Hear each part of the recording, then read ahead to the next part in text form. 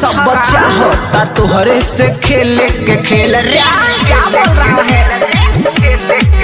सब बच्चा होता तोहरे से खेले के खेल सब बच्चा होता तोहरे से खेले के खेल बोला कबले तू करबू जवानी के से जनरेटर में तेल धर हिलता बे जनरेटर में तेल धर हिलता बे चंपल प्रेमी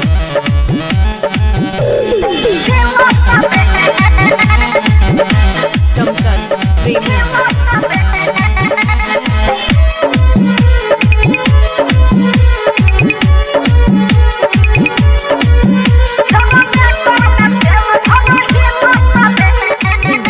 चंपल प्रेमी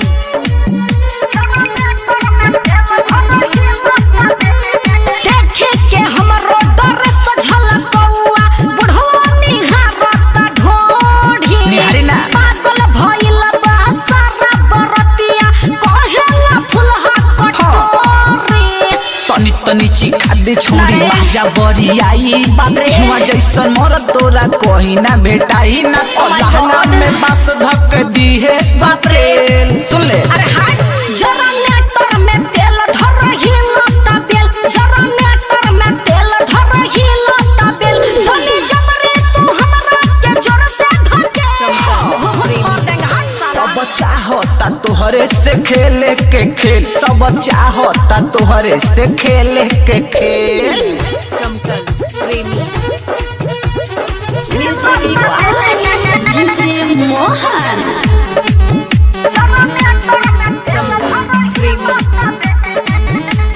नाचे आइल बानी नाचे देलूर से करो सजन छेड़ा खानी हारदी। आगे पीछे सब डोलत बाड़े आगे तो लगे खनदानी अरे पर्निया के अरे साथ ना रे। ठीक से तू नाच ना तो तूर दी है फाटा अरे गरम नहीं नई के रे चाहे जाई सब नहीं मानेगा जनरेटर में तेल धर हिलता बेल जनरेटर में तेल धर हिलता जोर से हिलाओ। जनी जबरे तू हमरा के जोर से धकेल अरे मान जनरेटर में तेल धर हिलता बेल और हिलाओ। जनरेटर में तेल धर सिंगर चंपल प्रेमी।